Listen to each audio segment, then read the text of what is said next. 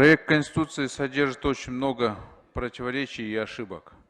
В одном месте говорится о том, что должны прозрачно работать общественные объединения и политические партии, но нету таких же требований к религиозным учреждениям.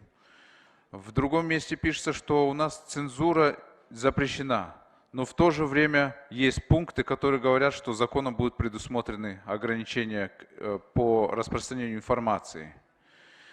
Говорится, что президент будет возглавлять исполнительную ветвь власти и нести ответственность. Но при этом, если депутаты Джогорку Кенеша не принимают отчет об исполнении бюджета, нести будет ответственность почему-то председатель кабинета министров. Генеральный прокурор будет обладать, помимо функции возбуждения и расследования уголовных дел, еще и инициировать законопроекты. Судебная ветвь власти формируется практически президентом. Центральная избирательная комиссия наполовину формируется президентом. Депутаты могут отзываться. Вот это все приводит нас не к президентской форме правления, а к суперпрезидентской форме правления.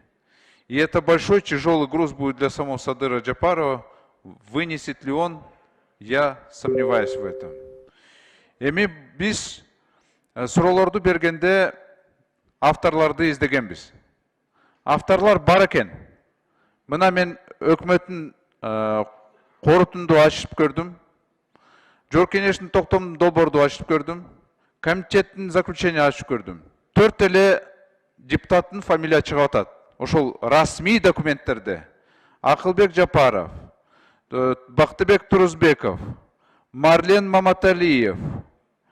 Мына булар демилгечилер. Мирлан Бакиров. Бул демилгечилер.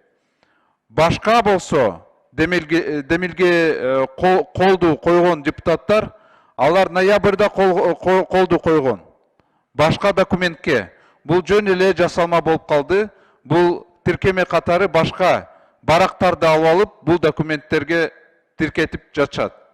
Бул подлог. Келечекте сөзсүз ошого жооп бересиңер. 4 депутат мына демилгечи, мен коомго аны айтып атам. Аны дагы ошол фамилияларды жарандар билсин. Садыр Жапаров ошону идеяны айтса, булар аткарышат бул идеяны. Эми Казакстанда, Узбекистанда, Таджикистанда даже ушундай режим жок. Эми биз билбейм каяка баратабыз. 5 жылдан кийин, биз мейли мына 5 айдан кийин кетебиз. 5 жылдан кийин депутаттар көбүнчө ыйлашат да.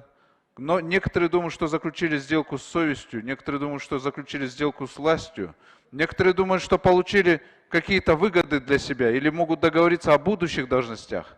Но это вам вернется в другом виде. Поэтому можно думать, что бесконечно можно вертеться вокруг власти, но рано или поздно солнце обжигает, и обжигает очень больно.